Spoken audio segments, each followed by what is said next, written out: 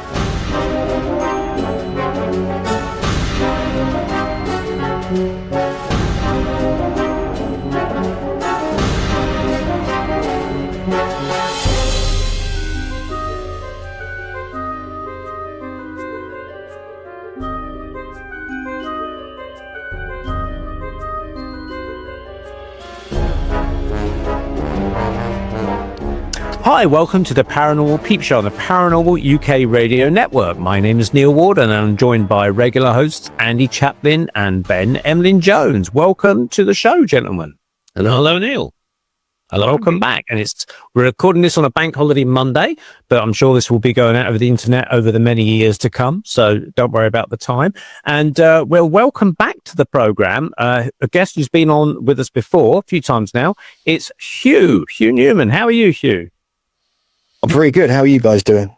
We're fine. Now, we're joining each other via webcams and everything over the internet. And you just told us before we recorded that if your screen goes off, it's because there may be a spirit in your house causing problems. To say the least, yeah. It's an ongoing ghost issue. We paranormal stuff we have to deal with here. We do live in like the Stonehenge land. Got a burial mound, 7 burial mounds, just like 20, 30 feet from our front door. And I guarantee there's something under our house. There must be. It's too weird. You know, all these, you get these movies, don't you, from like the 70s and 80s, all these, you know, Amityville horror, like, all built on like Native American burial grounds. It's a bit like that here, but more British indigenous style. Have you had that how long have you actually lived there, and how many years has this been going on, or months has it been going on? Oh no, it's been going on for years. We've been here about 8 years, I think, 9 years, and it's been going on. It's building up in, like, you know, it peaks at times, it goes away at times. We've had specialists in to try and clear it, and you got to understand, I'm pretty kind of level-headed when it comes to stuff like that, but the stuff that's been happening is outrageous. We've had, you know, poltergeist stuff happening, stuff thrown about all over the place, weird stuff being repaired. You would not quite believe some of the stories. Would you say weird stuff being repaired? Yeah, okay. I'm a bit worried I'm going to sound like a madman here, but these are genuine stories. These really happened. You know, you guys are into it, but I'm worried listeners at the time. Actually, that. Okay, that's good to know. Yeah, good company. And so with one example, you know, just to put it in perspective, twice we've had broken cups glued back together and repaired, and we've had a chair. We had a broken chair. You got an old wooden chair with rungs on the back. The top rung had been broken for ages. It's just sitting in our kind of kitchen, a dining room area. And one night, JJ decided to hang this bag over the chair, and it fell down to the second rung because the top one had broken. It just was there, and we came down in the morning, and the top rung had been fully repaired, like put back together, and the bag was then trapped in there, and like I got photos of it and everything, and we were looking at each other and we know neither of us can repair anything, so you know, we're useless at that kind of stuff. So either someone broke in the house, repaired our chair and left, or something weird was going on. It's kind of fairy. It's kind of like getting into fairy realm stuff. That is, isn't it? It's like the elves that make shoes overnight sort of story, isn't it? You know, there's lots of comedy. Sorry, I was going to say, there's lots of comedy sketches about ghosts where the poltergeist turn up and they're actually not destructive and they do good things, like they mop the floors and do the laundry and things like that. But it appears this is the first example I've ever heard of, Hugh, in which some kind of spirit, some kind of entity actually does things like mending rather than smashing things up. I don't know if that's Oh yeah, no, that is true. But it's nice to have. I've had that 3 times. We've had stuff being mended, like two mugs that got smashed. But most of the time, it's not like that. It's like stuff being thrown about, disappearing, reappearing, stuff floating across the room, doors opening, lights going off, shadow figures everywhere. So we have all sorts of stuff. Yeah, it's pretty intense. And I've had people stay here. They've had stuff happen as well. So they know we're not making anything up. And yeah, and it gets pretty weird. I mean, we had like the other day, we had. Weirdly, this sounds like something out of a movie, but we had some activity. The door handle was moving. JJ noticed it, and the door started opening. Went in there, so then all the lights go off. Every time anything happens, all the lights go off, and we have to go and do the break thing. Everything happens. It's only after we feel something's about to happen or we see something, then it happens. But the other day, this time the door moved and the lights went off and turned it back on. I go out the room, JJ's sitting on the sofa, and I hear this bang, and I'm like, what? I come back in the room, she's still on the sofa, and this book has jumped off the shelf onto the floor, and I just thought, oh, that's strange. So I picked up the book, and I was like, oh my God. And it was called The First Ghosts by Irving Finkel, and we were like, no, come on. So I think we actually emailed him and told him about it. He was kind of had a little chuckle, you know, like the fact that his book's getting paranormal activity. So recommended he came real to ghosts. Yeah, but he came to a conference. Like, that's where I got the book. He came to our Origins conference a few months before, last November or the November before, and his book is all about Sumerian ghost stories and like traditions that go back into time. Like they were actually like factual accounts of this kind of stuff happening in the time of the Sumerians. He decoded all these Sumerian tablets, these cuneiform, and honestly, it's one of the most incredible lectures I think I've ever seen. It's on our YouTube channel if people want to check it out. It's unbelievable. And that kind of just makes me kind of wonder if we had writings going back here, we'd have similar kind of stories being recounted. And there were like charms and like spells you could do to protect yourself from ghosts. These were often the ancestors, according to Irving Finkel. And they really feel like that's exactly kind of happening here. I mean, we've had stuff happen at ancient sites as well. Very, very intense stuff. Sometimes very scary in some cases. And I don't know if they're just when us around or what's going on, or whether we just go to the wrong places all the time. And but yeah, it's you know when you experience it directly, you realize it's real and you can't really deny it.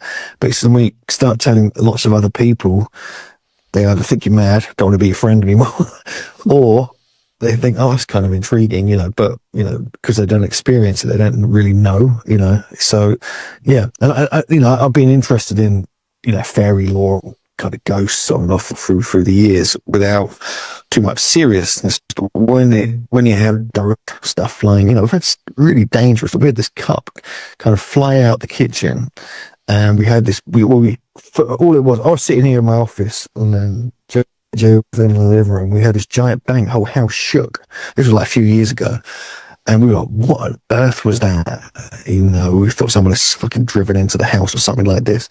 So we went in the kitchen, and there was this cup had been smashed all over the floor. But we saw this dent in our kitchen, kind of, or dining room. It was kind of like in between the kitchen and the living room, this sort of long dining room thing. And there was a big dent where the cup had hit the cupboard 6 foot up, dented it so hard, it left it still there. You still see it today, and smashed all over the floor. But the thing is, the cup was in the kitchen down there, so it must have had flown out of the kitchen, turned a corner, and then smashed, and it was head height, which is a bit scary. So how do you explain that? You didn't see it happen, but you felt the effects of it, and you saw the result afterwards. It reminds me. Is your house on a ley lines? Yeah, definitely. Yeah. I've had people come in here, look at all that stuff. This is on a. This also used to be occupied by people of the kind of of the Golden Dawn and things like that back in the 1940s and 50s and stuff like that. The woman who lived here before had very strange stuff. She had kind of psychotic episodes. But we're surviving. We kind of enjoy it in a weird way. So I'm talking about it now. I'm worried something's going to happen. And my electricity is going to go. So if I cut out, I apologize now. I'm not going to do anything myself. Trust me, but when you kind of conjuring it up a little bit. So my belief, I thought there open portal. I think you've got an open portal, and I think you've got a mixture of different energies coming, both positive and negative, coming in. So the ones that are repairing are on the positive side, and the ones that are destructive are on the negative side. And there's like a clash.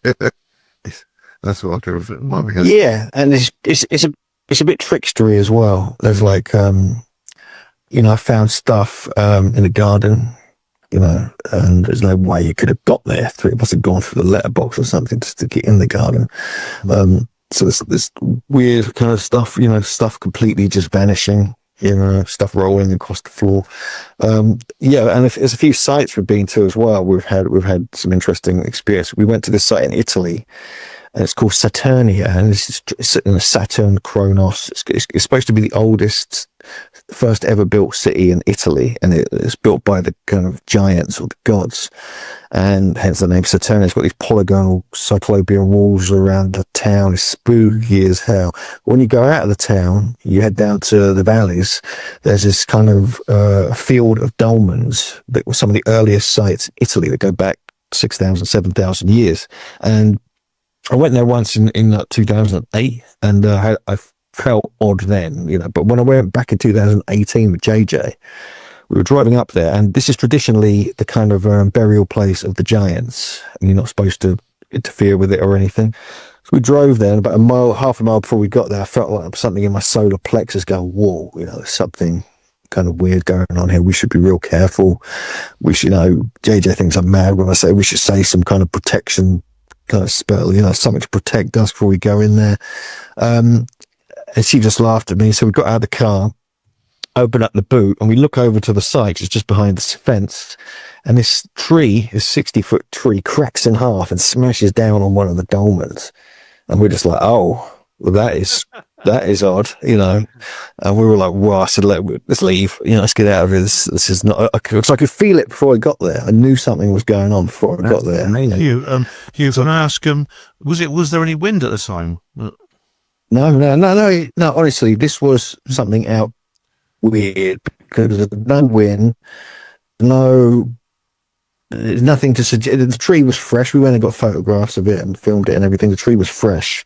It wasn't like, it was, but I knew something was going on before we even got there. So, and then when we went in there, it all kicked off. Next thing we know, we walk in and I can feel all this stuff going on. I just feel this sort of, you feel the tingling, and that, there's something around me, around JJ as well. Within a minute, she's like screaming and running out, sprinting out the site and locking herself in the car, dropped all her stuff on the opposite side of the dolmens. I had to walk through them to get them all. And I thought, I'll get her stuff, but I was freaking out a bit, asking for protection, this, that, and then I go and get all this stuff. I thought, I'll just spend a couple of minutes getting a few little clips inside the dolmen. I'll go in there and get it and all that. And then the next thing I know, she's screaming from the car, Sharon, run, get out, run. I'm like, what? So I just got bolted out of it. She goes, man, I saw these like predator type things in the trees coming around you as we got out of there quick. And to me, it felt like it was like some kind of, you mentioned a portal earlier, Andy. This is like, it felt like this was like where ancient black magic was still prevalent, and our timing was pretty off, or we turned up there when stuff was kind of peaking or something. I don't know. To this day, I can't quite understand it. But when you say predator, we're JJ, you'll know we're pretty level-headed, both of us. We're not really into really far out stuff. We're quite kind of quite solid, I guess, in our kind of approaches to life and our research and everything else. Not looking for any, notoriety from this at all. It's just reports of what actually happened. So when you say predator things, these were kind of like glistening, literally kind of like as if there's auric fields of beings kind of around you, kind of thing. I could, I'm like a rock. I can't feel much. I don't, but I felt it then. I could feel stuff around me. I knew there was stuff happening when I went in there. I could feel rushes of energy all over my skin. There was like, it's almost like a breeze, like a moving, around you. You get the cold shivering. I knew stuff was going on, and then JJ kind of caught something out, almost like out of a peripheral vision. It was almost like that. It said, "Look, the sun, you have to run, get out." So you have to kind of, so it's intriguing. But when you're dealing with ancient sites, you're going into that kind of thing, and I think the ancients were very much aware of all this, and it was part of their kind of culture. And I don't know, you must know the book Demonic Reality by Patrick Harper. It kind of goes into some of these kind of things. It's an absolute gem of a book if you can get a copy of that. How a lot of these things we see as paranormal or supernatural are always one step away. They're always one step ahead. They're always you're always trying to grasp. You think you're getting the answers to one of these kind of mysteries, and it just takes another step away. Another level of complexity goes beyond what you can grasp. And this is like the fairy realm as well, very much. So it's like the the early accounts of crop circles. It's like the ghost stuff as well. Even the UFO phenomena. It all has this same kind of feeling about it. It's got you can't quite, you think you're about to find something and it just steps away from you and you can't quite grasp it. That's quite common. And I don't blame you. I mean, it sounds, it's very, very rare for trees to fall spontaneously. I mean, they normally, a tree's life cycle, as it gets big and bigger and bigger, and eventually it falls down in the wind. It's blown down by the wind, along with all the other phenomena you experience. I don't blame you for saying a protection spell. I mean, couple of weeks ago, I went to Aleister Crowley's birthplace, the house in which he was born, which is I had to take a train to Leamington Spa, and I did a little protection spell before I went near that. Even though it's only a place where he was a little baby, but yeah, it's worth doing. Now, I think that as you're living in this very old cottage, Hugh, as soon as you started talking about the paranormal stuff coming up in the cottage, it reminded me instantly of the Doddleston messages that happened in about 1985, which was a teacher in the village of Doddleston borrowed an early BBC microcomputer to teach someone how to use, a word processor, and they were writing scripts on it, and they would leave the word processor on, say switching it off, and they'd go down the pub and they'd come back and find all these really weird messages on there, and there was no one else in the house, but it was all written in early modern English, doth thee has a horse or something like that. Questions like that were coming. It turned out to be this supposed spirit or someone talking from the 15th or 16th century, but they were leaving messages on a computer, which is really weird. But then it got even weirder when they started getting messages from the future, 2109, I think the year was quoted as where it's come from the future as well. So maybe that started off with poltergeist activity as well. Chairs being stacked up in a corner in a kitchen, all the tins of baked beans or cat food all being stacked up neatly, things flying off the wall, that kind of stuff. But then the computer started to play havoc. So maybe, if you want, leave your computer on overnight and see if some messages come on there. You never know. It might be an invoice to repair of your chair, I have a story. About my computer, about what happened once with my computer. You'll like this. Okay, so JJ when I was out, but JJ went over to Stonehenge, and she felt all this kind of almost like a fizzing kind of energy in the stones and around her. She felt odd. There's something strange going on. She couldn't quite work out what was going on. She came back home.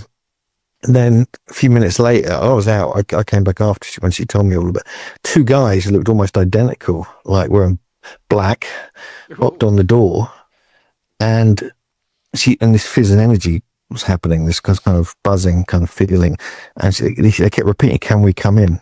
Can we come in? Can we?" And JJ was like, "No, you cannot. No, you cannot."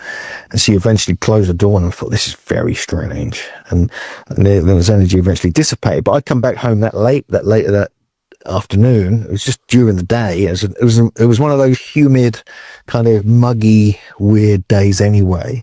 And I came back and I checked my computer, which is locked. I lock it every time. I've got encrypted, all this kind of stuff. I come back, half of my hard drive as everything on it is vanished. Oh, no. Over half just vanished, and it must have happened when that was all happening.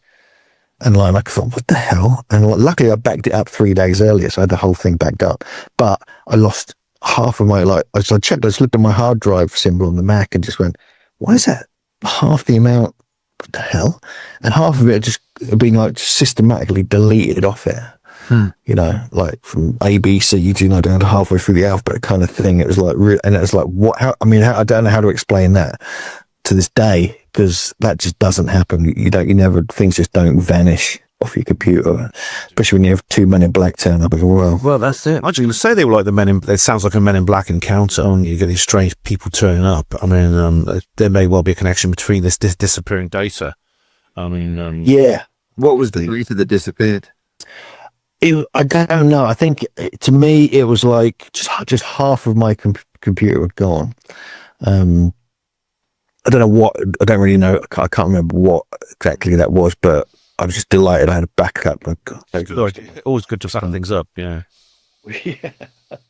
Look, look how far novels of ancient civilizations written by 2 Men in Black, and that'd be your answer. So, Hugh, if we move away from the Men in Black and haunted cottages, you've got some interesting tales of places you visited, and I can't remember these places, but what's the first place you want to tell us about, which is, I know you've been doing a lot of interviews about it. Yeah, there's all the stuff down in southeast Turkey. We've got you got mainly Gobekli Tepe, that's the main site, and then you got, more recently, it's been excavated as Karahan Tepe, where myself and JJ made this remarkable winter solstice alignment discovery, where this huge human stone head kind of gets illuminated, this porthole stone in this kind of strange semi-subterranean kind of pit with all these rock carved pillars carved out of bedrock inside it. It's utterly bizarre. I mean, that's as spooky as hell, this place. Some people have said that's it was buried because it was some weird dark stuff going on there. So we discovered that, and it kind of blew our minds, and it opened up this whole thing, and they're excavating this whole site. The thing is, it's like we got this precise winter solstice alignment at a site which is nearly 11,500 years old, and it perfectly encapsulated and recorded the winter solstice sunrise, suggesting that they were definitely doing this that far back, which is kind of unheard of. Although now I've found other places around the world that are possibly even older, which I'm going to be getting into in our next book. But with Gobekli Tepe as well, it's like they're kind of sister sites to each other. Karahan is southeast, about 25 miles southeast of Şanlıurfa, which is the main city in that region. It's the ancient Abrahamic city, the pools of Abraham. You have the birthplace of Abraham. You have the biblical stories there, and things like this. But just northwest of there, you've just got Gobekli Tepe near the city. And that's the main site that's been known about since the 1990s. However, they've now found 12 more sites officially, but actually there's 38. Some people say 100 in Torre, with all these beautiful rock cut temples.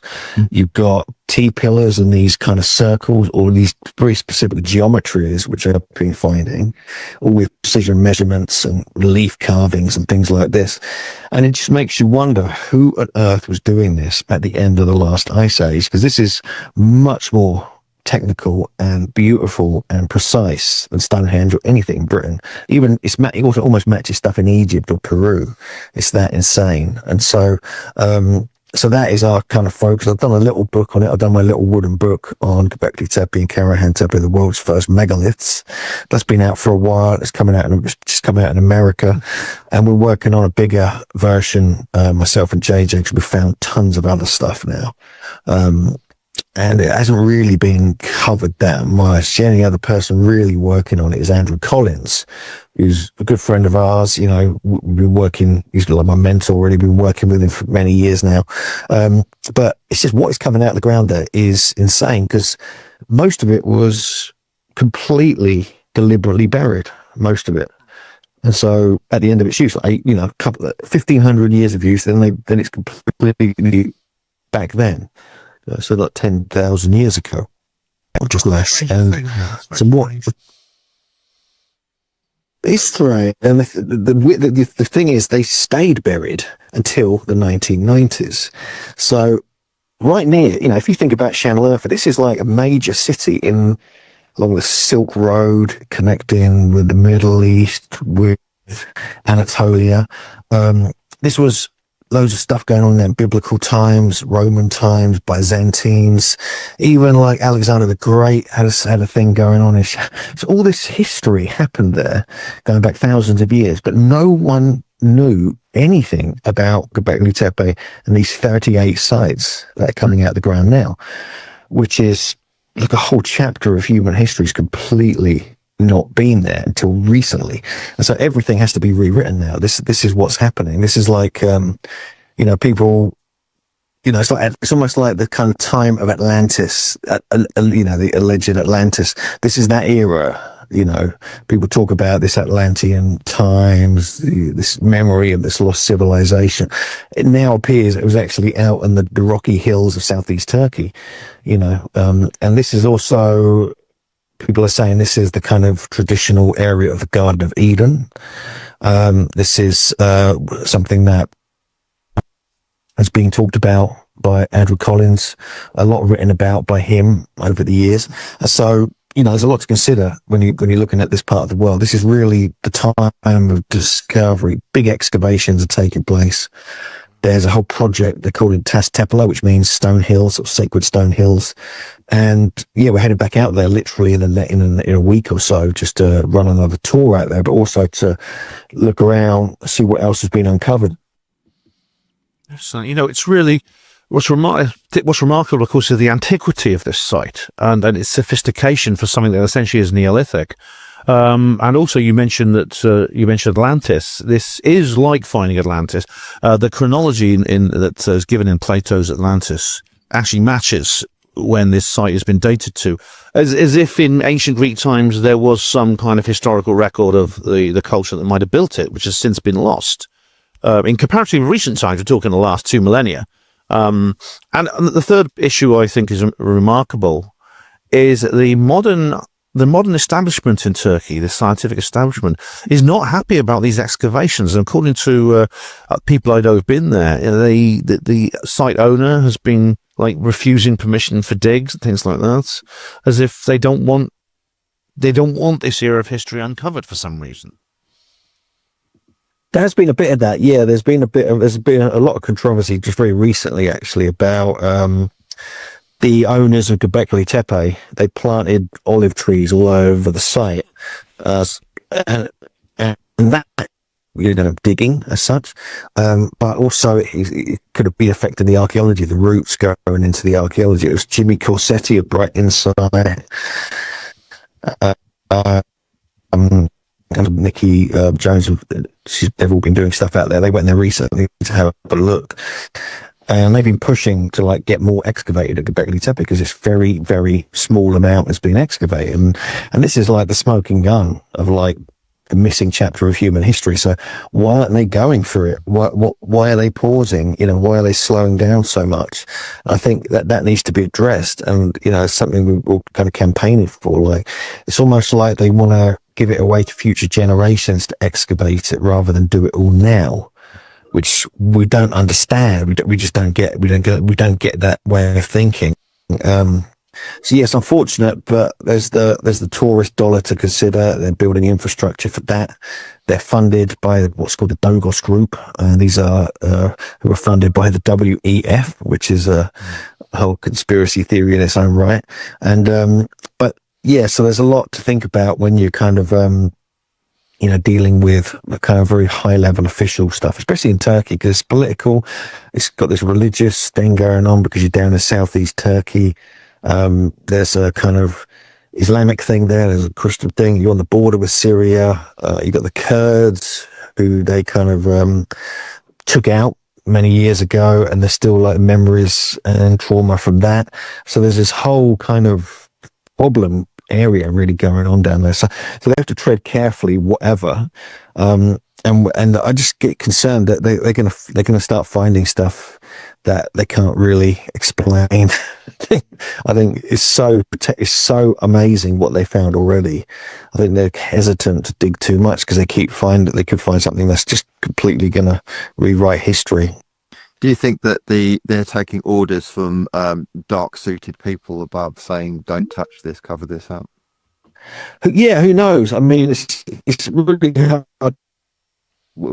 Us being independent, so, you know, the thing is, we really are not particularly liked by the officials out there, because me and Andrew's sort of the only, you know, the main people really talking about this area.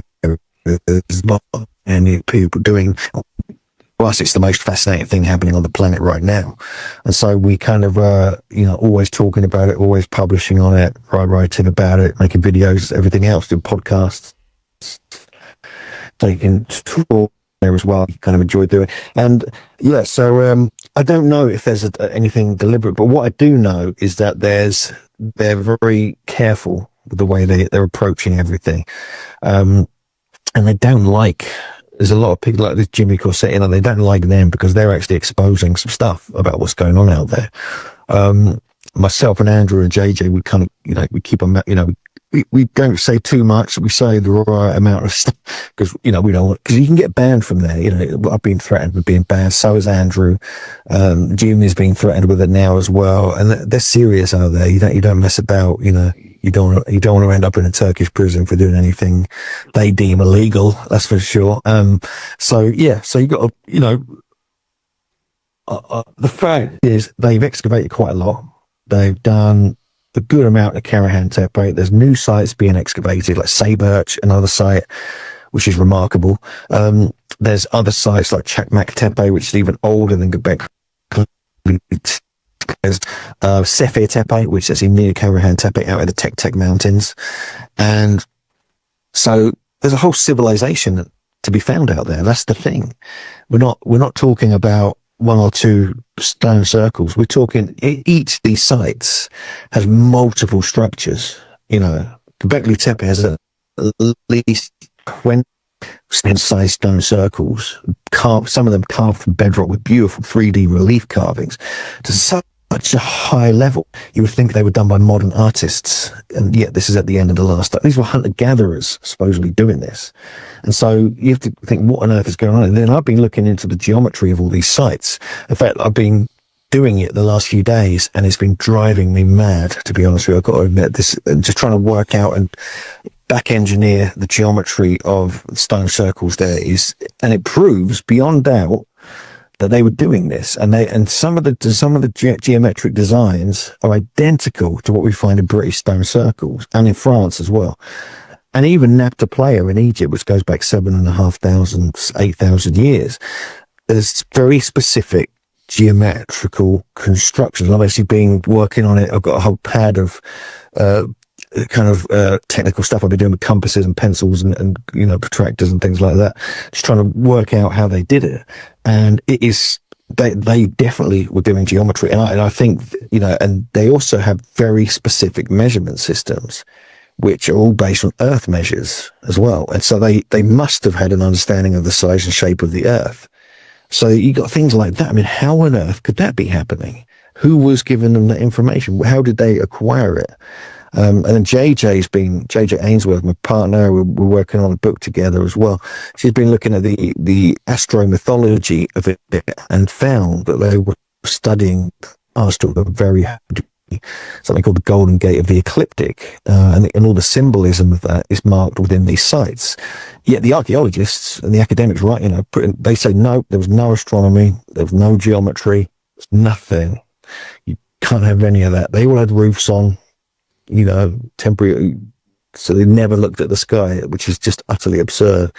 So there's like an uphill battle really, but we really want to present it in you know, the way it should be presented to the world. We don't want to kind of it's being presented by the officials and the archaeologists being like this mundane domestic site. It was like just like a village. That was it, and nothing special. Whereas to us, we know it's special. We know it's remarkable, and it's rewriting history as we speak. So as you dive into this with the information, these archaeologists that are digging up these places and they're discovering it, how do you kind of get that latest information from them? Because are they likely to take a long time to interpret it, to understand what they're finding before you can like then rechannel that information out to the greater populace? Or are you, I don't know, how's it work with you sort of coming in, following them directly? Well, we just go there twice, 2 or 3 times a year, and just go to the sites. We talk with the families who own the land. We document everything as it's found. Really, obviously, as soon as anything's published, then for the archaeologists, we put that out as well. So that's of course. And I've got a huge amount of respect for the work they're doing out there. It's hard work because you look at some of the sites they're dealing with. They've got to go down like 20, 30 feet, rubble, stone, and dirt just to get to the top of these stones.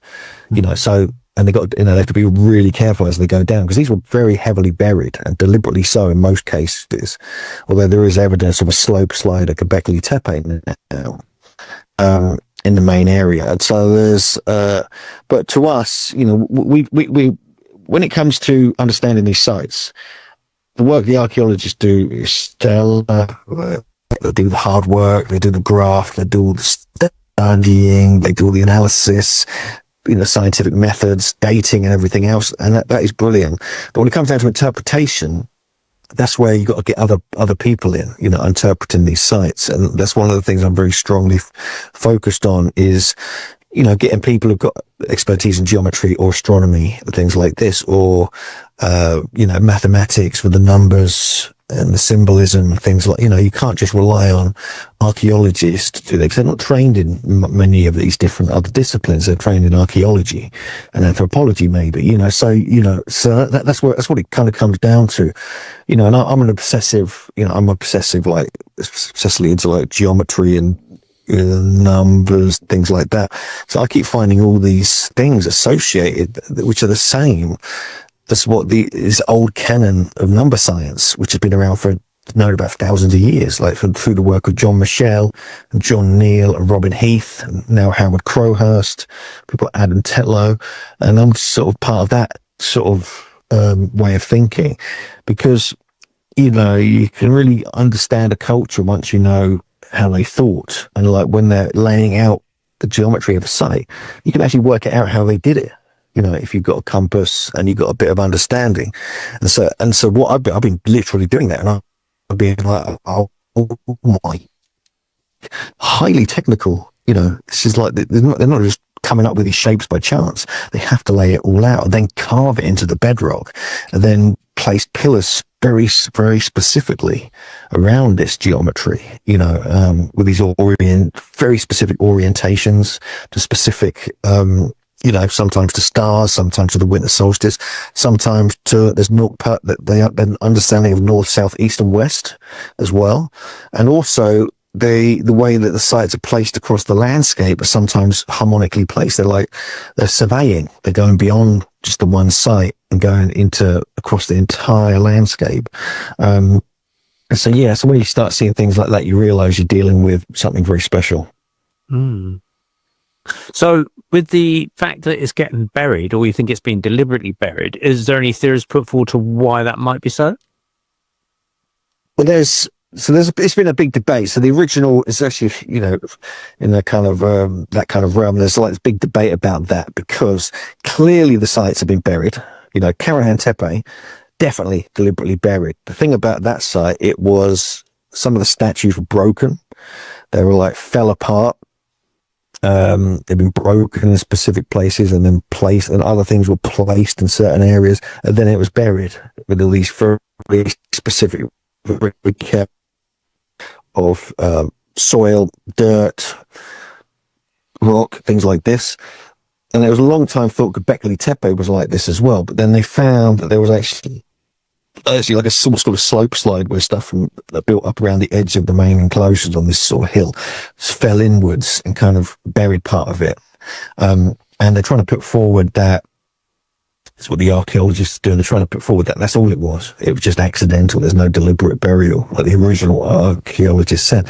But it contradicts all the other sites, which were definitely deliberately buried. So there's all this debate about this. But it was part of their tradition, it seems. It's something that Neshmi Karal, he's the head archaeologist at Karahan Tepe, wrote in a paper because what's called structure AB, or the pillar shrine, where you have these upright pillars with a stone head that gets illuminated on the winter solstice, that was very carefully buried, like to immaculately, like it was. They had specialists come in and do that because they wanted to preserve it.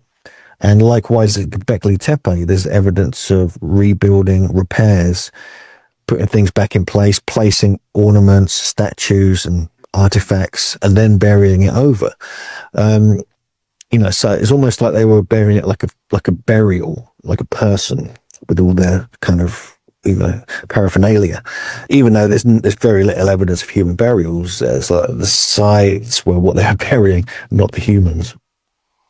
That's interesting. It's almost as if they're trying to hide the past, or maybe I'm trying to think of various possible reasons that come to mind. I'm obviously not trained in archaeology or anything, and I'm thinking, okay, maybe they wanted to hide it for some reason. Maybe religious reasons. It contradicts other things in biblical terms or something, maybe, or could be an earthquake, maybe, that buried it. I don't know.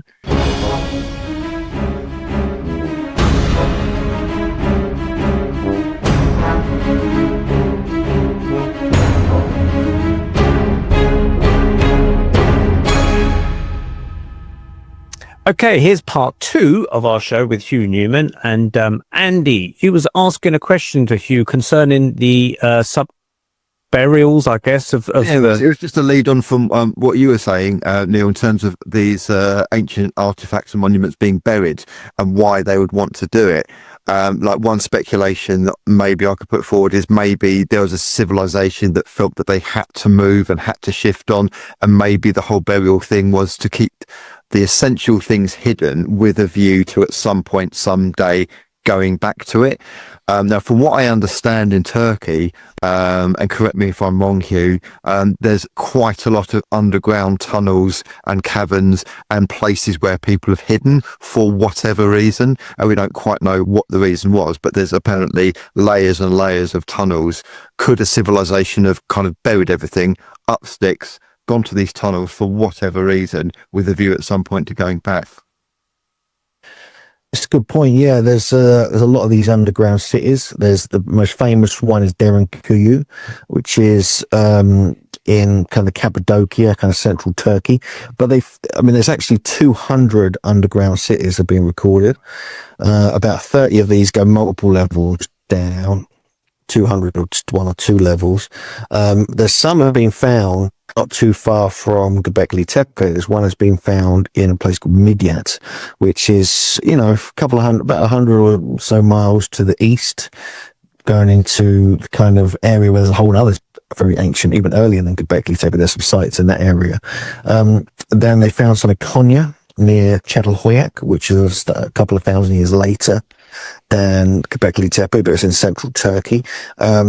So yeah, there's a whole bunch of them, and one of the things that I've been writing about recently is there was some evidence that Andrew Collins had pointed this out to me. This very unusual kind of old book, which they still sell. It's like a tourist book, but the guy who wrote it was actually an archaeologist, like back in the 60s, and he said he was trying to work out where, because you think about Derinkuyu, it's like 5 levels down, possibly many more originally, and the amount of tufa rock they had to remove, no one knows what happened to it. We're talking millions of tons of it.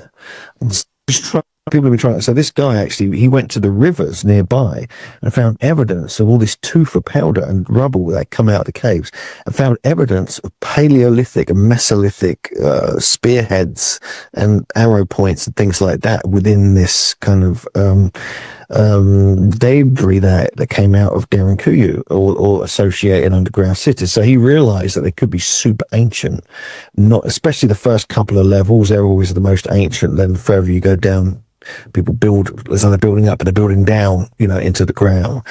And the first level or two are really much better quality, and they're clearly, you can see the kind of tool marks, and they're mainly antler and, flint, the pebble and stuff like that is carving it, rather than later cultures on the lower levels where you can clearly see the metal from the Hittites, the Bronze Age era, and things like this.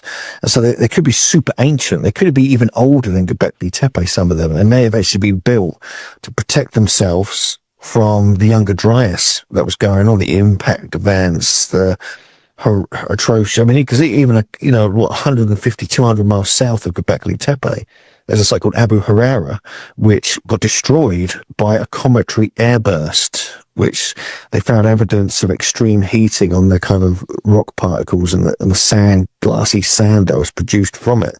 And that happened at the end of the last ice. And that's near enough to Gobekli Tepe for them to know about it.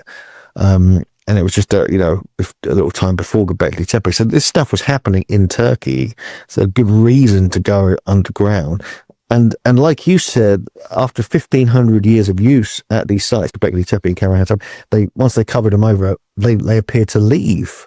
So was other stuff happening? Was there other kind of incidents happening in the atmosphere around them they had to go and kind of get underground for? I mean, we really don't know, but it's compelling because this era of history is just, there's nothing there. There's no, it's been completely forgotten. So everyone's trying to piece it back together. It's almost like they're trying to hide their technology and history, completely wipe it off the map. So how did people discover the fact that these places might likely be buried there? Was it satellite photos looking at the land mass and thinking there looks like disturbance there or something? Well, in 1963, an American archaeologist called Peter Benedict, along with we're doing a survey of the area, just like a general university survey of different parts of the world they do. And they found Gobekli Tepe. They actually found it. They actually found the mound on the hill. They found all these stones. But because there have been some later interment, like burials there from, Islamic people in the area, they thought maybe this was an earlier cemetery just before that. Maybe it was Byzantine, which is around the Roman era. And because there's Roman evidence in that area as well. So they just assumed these blocks were just gravestones, but they're actually segments of T-shaped pillars that had obviously been sticking out of the ground. That's suddenly first discovered, but it wasn't until the 1990s when Klaus Schmidt was following up with this that he found a couple of statues that had been given to the museum by the landowners. One of them was of a male kind of holding his phallus. Another one was a kind of section of a T-pillar with a lizard on it. And so when he saw those, he goes, where did these come from? And he kind of relocated where they were. And that's when he realized he was onto something, because he'd also found another site called Navali Churi, which was a smaller version of Gobekli Tepe about 1,000 years later. But nothing really kind of came from that. That was in 1983, in the early 80s. But they got completely covered over by the from the dam being built, the Ataturk Dam, so that's vanished. But they took it stone by stone and saved it, and now it's on just the whole actual site is on display in Channel Earth Museum of Navali Churi, which means Valley of the Plague. And so that was intriguing. So he realized there may be some other sites, and that's when he started digging Gobekli Tepe. It was like, oh, he quietly did the dig for like 4 or 5 years, didn't even announce it to the world till 2000. So they kept it really quiet, and so it's pretty incredible. And Andrew Collins, he went there in 2004, so he was there right at the beginning of the excavation. Now a whole section of it's been uncovered, a massive visitor centre has been built, and so that's kind of how it got. I mean, even Karahan Tepe until 2021.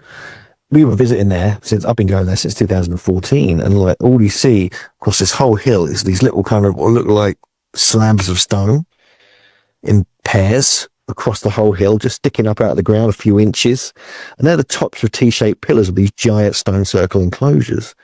And so we were going there for years and never thought anything spectacular was going to be found there. But when they started excavating in 2021, Yeah, it was spectacular. It's one of the most impressive sites pretty much in the world. Wow. Wow. And slightly on a different tangent, I know there's been in the news recently a lot of stuff about Egypt and pyramids and things like that. So, do you know much about what they've been discovering there? Yeah, there's this. We were in Egypt recently, me and Andrew actually, and we managed to go underground under the Giza Plateau, close to where all these discoveries are being made. This was a cave system that Andrew discovered in 2008 called the Tomb of the Birds, officially called NC2, and the gate was kind of open, so we went in and had a look, yeah, as you do, and but he'd already discovered it and documented it. It's actually become known as Collins Caves, by Zahi Hawass called it that, so and he's been recognised as a discoverer. But this leads to underneath Khafre's pyramid. Khafre's pyramid is the middle one, the big middle one, the Giza Plateau.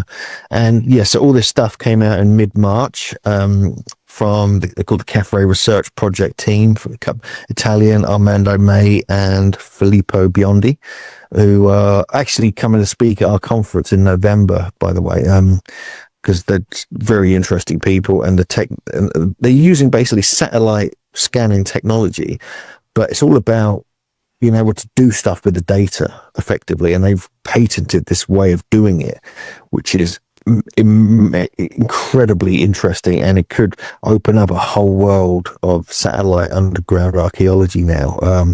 So we're keen to meet. I'm meeting them in America at a couple of conferences I'm speaking at as well. But what they found basically is that they found loads of anomalies under the middle pyramid going way down. They claim there's like 8 kind of almost cylindrical sections going down, all spaced apart equally, with giant cavities beneath them. And even at the base of the pyramid itself, they found what they believe are other chambers. And they've noted that there's even anomalies under the Great Pyramid. There's anomalies under different areas of the Giza Plateau. And so, yes, it's pretty exciting. But I mean, the problem is the authorities came out, dismissed the whole thing, and are claiming it's nothing there. There's nothing doing. So, but we were lucky enough to get under the Giza Plateau and actually get into this, close to this area ourselves. And there's a whole thing about that now, because something Andrew's been talking about, I'm talking about it a bit as well. So if you actually look around Khafre's pyramid, this is clearly the oldest one. The oldest constructions on the Giza Plateau are there. They're not the Great Pyramid. They seem to be there, and they were working into the bedrock just like they do at Karahan Tepe and Gobekli Tepe. And so a lot of speculation going on around, was there a connection between these cultures, and is actually there kind of evidence of the style of design of working into the bedrock that's prevalent at Karahan Tepe and Gobekli Tepe, also this part of the Giza Plateau, and hence are these underground areas connected? Because it means there's a genuine underground area at the Sayburch site, for instance. When we were there a couple of years ago, we discovered this sloping giant tunnel going 300 feet into the ground. Another Tastepala site, and no one has documented these. We kind of asked people to talk about them, and the archaeologists have zero interest in it. And we're like, what? How is this real? And so we're finding stuff like that in Turkey just by going, because we just spend time there. We look around, we talk to the locals, we kind of, get to know people. They like us. We're very, nice to them and everything. We do what we can to help them. So what is going on in Egypt? I think, to be honest with you, I think there's something about it. It's been dismissed by a lot of people as complete fakery, but I don't think so. I think there's something it's going to come out. It might take a few years, but I think it's going to come out as something quite astounding. If you were going to guess what it might be, what the purpose of it might be, because some people have mentioned energy fields and Tesla coils or something along those lines, what would your guess be? Well, they put the actual Italians who did the initial scans, or analysed the scans. They saying they look like Djed pillars, D-J-E-D pillars, which is a traditional kind of symbol you find all over the place in Egypt, which some people are saying is something to do with kind of energy or healing or something like this. But when you look at it, it's like it looks really technical because they use AI to recreate what it could have looked like and things like this. And it looks mind blowing. I mean, it went all over the world. It got in newspapers. We had our video. We did a video on it right away because we'd been under the Giza Plateau a few weeks before then, and thought, wow. And it went viral. We got a million views in like 2 weeks and stuff like that. It was like crazy. So everyone's very interested in it, and I think for good reason. But what it's used for, that's a whole other story. No one knows, actually. I mean, until you get down there, until like you're allowed to go in there, or at least get GPR scans as well, like go around with a little kind of trolley GPR thing, see what else is going on there. But there's a lot of people kind of focused on it, and it's good. There's a lot of traction being made with it, and it's just frustrating, like, because you want to go in and have a look. You know, the archaeologists claim there's nothing. There won't be anything there because the water level would be up to there. But actually, if you actually go to the Giza Plateau, it's like almost at the top of the plateau, and you know the Sphinx and everything's way further down, much lower altitude. You know, so the water table would actually is much lower underneath that pyramid than anywhere else. So yeah, so what it was used for, I don't know. But I tell you what, though, when I was there in 2017. We got a little bit paranormal. A ball of light. I filmed it. I can send you the clip. I filmed this ball of light going up the side of Khafre's pyramid. Perfect, flying up to the top. I didn't even know I got it as I was moving the camera to film something else, and that freaked me out. So that could prove there's something odd going on there. What that is, though. We don't know. But this is really controversial, and I've been following this online. It's caused an absolute explosion of information and counter-information, and there's a lot of deception, I think, going on in this. For example, there's been some like renderings, just some renderings of like artist impressions of what might be under the pyramids, and this is really, really huge. It goes down basically as deep as some of our deepest mines, and these are huge underground structures, bigger than. If the way they're portrayed, bigger than almost anything that we build today. The Khafre Pyramid, I should point out, is one people forget about it. It's not as famous as the Great Pyramid, but it's almost as big, and it's actually better preserved. Near the top, you can actually see some of the limestone cladding has survived to the present day, whereas it's all vanished on the other two pyramids. But a lot of people are saying things like, a lot of the skeptics are saying, well, it's fake because this scan they used wouldn't have worked because it involves radar, but without pointing out that the actual method they used was actually, they were detecting motion caused by sound waves underground. That's what it was. They weren't actually penetrating the ground with the radar. So there's a lot of misinformation there, and whatever it is, it really does rewrite the whole story of that site. And I think a lot of people are worried about this. I mean, Flint Dibble did a video where he was clearly drunk. I mean, he sounded really agitated about this. He was actually sipping beer while he was drinking. He was swearing a lot. Right? It's so. I mean, my hopes aren't high for the authorities to sort of like let people dig under there. But what I think, Hugh, is that the Scan Pyramids team could come back and try their muography method, because that's already been proven to work. Because they detected a chamber, which was later discovered, which was actually confirmed. Maybe they could detect something with the muography.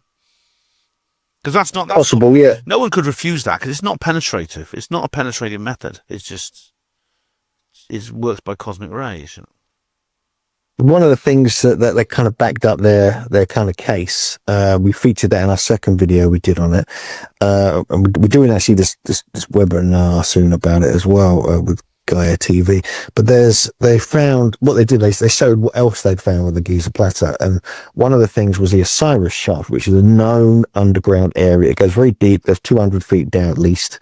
It's got multiple levels. It's got sarcophagi in there, and the very base of it isn't. And that's actually on the causeway that goes down from the Khafre's pyramid, or the middle pyramid, all the way down to the Sphinx area. It's halfway down it, basically, and that came out perfectly almost on the scan, and that's 200 feet, 300 feet below the surface. So if that comes out, then why can't, it kind of proves that what they're finding under Khafre's pyramid, there must be something there. Now, I've got to remember the Tomb of the Birds and Collins Caves, much of that is natural. These are natural cavities and caves under the Giza Plateau. It was Andrew's massive discovery back in 2008 caused this sort of big sensation like this is now, this new scan stuff. And even then he was using SAR technology, detecting things from satellite data back then, amazingly. But so there's a lot of natural caves and cavities under the ground there with iron ore, with black manganese oxide and everything else. And so there could be a bit of both. A bit of like working the stone, creating underground areas, which they were known to have done. I mean, because the subterranean chamber in the Great Pyramid is literally underground. You know, you have the thing at Saqqara, it's the same. You have some of the other pyramids, it's the same. So they were definitely doing stuff deep under the ground back then. But some of what they're picking up, I think, is partly natural caves as well. Right, I think we're going to have to leave it there. We're running out of time, gentlemen, but it's been a fascinating chat. Brilliant to have you back on, Hugh, and a whole variety of things we've covered, from haunted houses, haunted pyramids, and Gobekli Tepe and all that in between. What's that, Andy? We need haunted UFOs. Haunted UFOs. No, there's a few that could be described that way. Yeah. Well, I came across a video yesterday with aliens with fairy wings, which is a different one to the normal aliens you encounter. So, so they're branching out, I think, these paranormal entities. But Hugh, if people want to find out more about you, they can go to your website. If you want to give us that again, please. Sure, yeah, it's just, they could just search for me, Hugh Newman, or they can go to megalithomania.co.uk. And we also have this is the Origins Conference. We've got the guys who did the scan stuff coming in for that from Italy, if people want to meet them and sort of quiz them, you know, and debunk them, whatever you like, you know, politely, please. And we're doing that in Wiltshire in November, which is kind of fun. So maybe you guys should come along, you know. Excellent. Oh, I'll apply for that one. That's not that far away from me, so that sounds really good. All right, any final thoughts, Ben and Andy, before we close the show?